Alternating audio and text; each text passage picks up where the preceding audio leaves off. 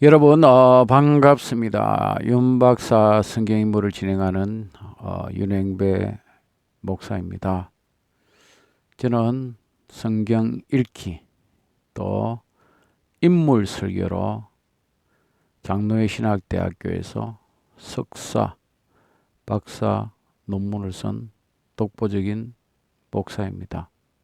저는 목회에 있어서 설교가 가장 중요하다 생각하고 열심히 성경을 읽으며 인물 설교로 그렇게 설교집을 매년 만들면서 지금까지 목회해 왔습니다. 제 목회의 최우선은 바로 설교였습니다. 목사가 성경을 읽고 열심히 책을 쓰고 그렇게 해서 이후에 석사, 박사 논문이 있고 또 석사 논문으로 책을 쓰고 또 여기 보면 제가 교육전사 때부터 지금까지 이렇게 매년 이렇게 설교집을 묶어서 설교를 해 왔습니다. 그러던 차에 코로나 바이러스로 인해서 예배가 중단되고 또 설교 준비가 중단되었던 그 시기를 저는 좌절하거나 실망하지 않고 유튜브를 시작하고 또 전자책을 발간하는 그런 아주 기회로 삼았습니다. 위기가 기회다. 위기는 우리에게 주어진 또 다른 기회라고 할 수가 있습니다. 저는 그 기회를 잘 활용해서 이렇게 유튜브 강의를 시작하게 되었습니다. 특별히 올해부터는 제가 선지서, 소선지서 설교까지 다 마무리하고 이제 올해는 출애굽기, 민수기, 신명기 설교를 이렇게 새벽기도에 하면서 출애굽기부터 유튜브를 아주 이렇게 순서대로 체계 있게 모세를 중심으로 이렇게 유튜브 동영상을 올리게 되었습니다. 3월 21일부터 이렇게 매일 한 편씩 또 때로는 두 편씩 유튜브 작업을 끊임없이 이렇게 지속적으로 하고 있습니다. 앞으로도 저는 계속 이렇게 하여서 성경 66권 1189장의 모든 내용을 유튜브 동영상으로 작업하여 함께 동역하는 목회자들이나 또 말씀을 이렇게 갈구하는 성도님들에게 전 세계에 있는 분들에게 유튜브로 하나님 말씀을 전하는 그런 목사의 사명을 감당하고자 합니다. 지금은 시골의 아주 작은 교회 114년의 역사를 갖고 있는 교회에 심하고 있지만 제 목회 영역은 우리가 잘 아는 감리교 창신자 웨슬리처럼 전 세계가 나의 교구다 라는 그런 말처럼 저는 시골의 작은 교회에 있지만 그러나 저의 목회 영역은 유튜브를 통해서 전자택을 통해서 전 세계 오는 세대에게 좋은 그런 강의를 통해서 책을 통해서 하나님 말씀을 전하고자 하는 그런 사명을 감당하는 목사가 되고 싶습니다. 오늘은 열지향 중에 7번째 우박재앙에 대해서 여러분에게 이야기하고자 합니다. 우박재앙은 출애굽기 9장 13절부터 35절까지 지금까지 재앙의 내용 가운데 가장 길었던 그런 우박의 재앙 7번째 하나님께서 바로 왕에게 또 그 신하와 백성들에게 경고하시고 심판하시는 그런 우박의 재앙에 대해서 여러분에게 이야기하고자 합니다. 모세와 아침 일찍이 일어나서 바로왕 앞에 나아갑니다. 구체적으로 언급되어 있지 않지만 우리가 앞에서 봤지만 아침 일찍이 보로가 주로 나일강가에 가서 그들의 신들에게 경배하지 않습니까? 그 시간에 가서 우상을 경배하는 그 바로에게 가서 하나님의 말씀, 하나님의 경고, 하나님의 재앙, 하나님의 심판을 예고하는 그런 일을 우리가 오늘 우박의 재앙에서 볼 수가 있습니다. 이번에는 모세가 그 경고를 하면서 특별히 한 이야기가 모든 재앙을 통해서 바로 왕과 그 신하와 백성들에게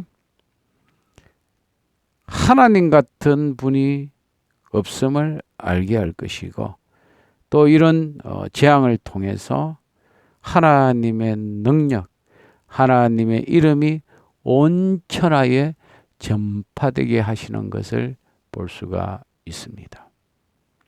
우리가 알다시피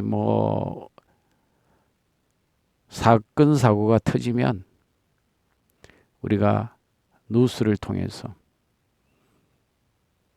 TV를 통해서 요즘은 또 유튜브를 통해서 생중계되기도 하고 바로바로 속보로 알려지지 않습니까? 모세 시대도 마찬가지였습니다. 사건 사고가 나면 발 없는 말이 천리를 간다고 순식간에 애굽의 온 백성뿐 아니라 주변 나라에 알려지게 되는 것은 어느 시대나 마찬가지였습니다.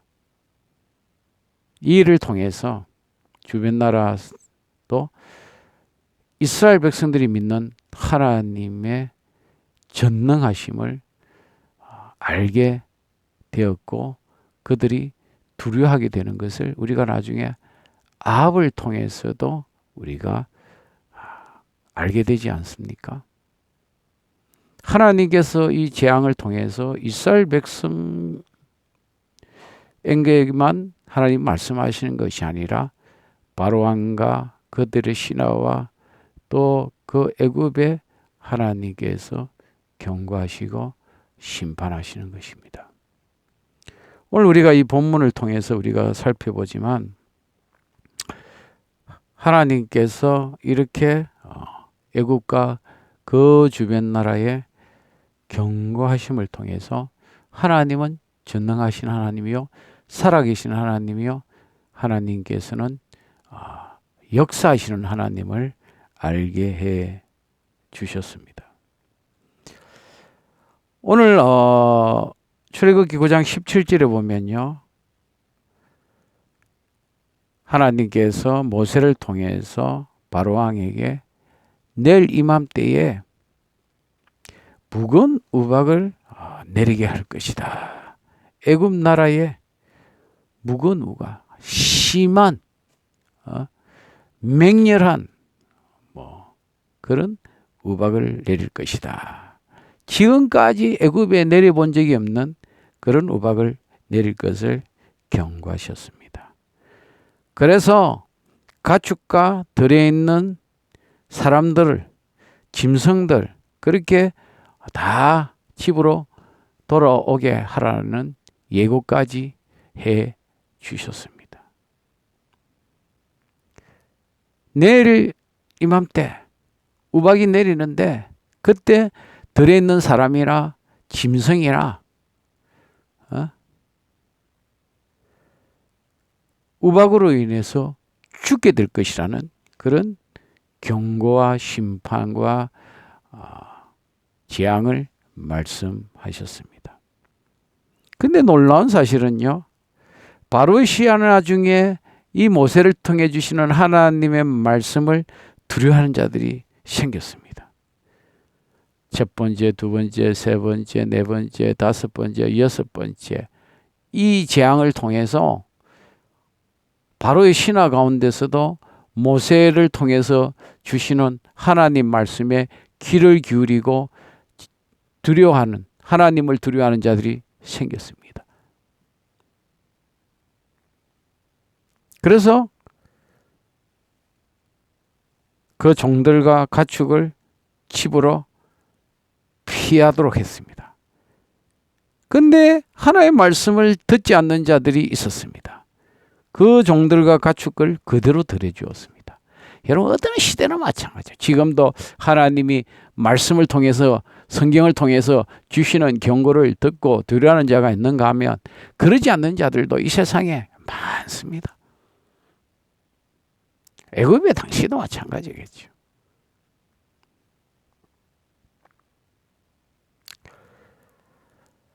하나님께서는 모세를 통해서 하늘에 손을 들고 하늘 향해서 지팡이를 들고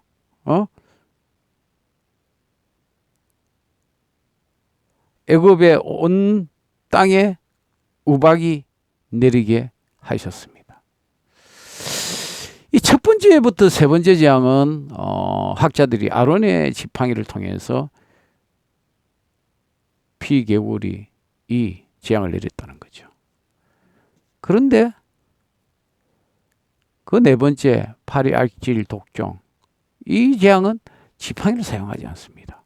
그런데 일곱 번째 재앙부터 여덟 아홉 번은 모세의 지팡이를 사용했다. 그렇게 학자들도 주장하는 분이 계십니다. 오늘 실제로 일곱 번째 재앙에 보면 하늘 향해서 지팡이를 들매 하나님께서 우레소리와 우박을 보내시고 심지어 불까지 함께 내려 보냈습니다. 이야, 우박만 내린 게 아니고요. 불덩이까지 내렸습니다. 여러분 생각해 보십시오. 우박만 맞아도 엄청난 피해가 있는데 불덩이 같이 내렸으니 어떻게 되었겠습니까? 들에 있는 채소, 나무까지도 피해를 입게 되었습니다. 그런데 이스라엘 땅에는 전혀 피해가 내리지 않았습니다. 얼마나 피해가 컸으면 바로왕이요 모세와 아론을 불러서 이야기합니다. 내가 범죄했다. 내가 범죄했다. 하나님을 의시고 나와 내 백성은 악하다. 그런데 회개하지 않았습니다. 입으로 회개했죠.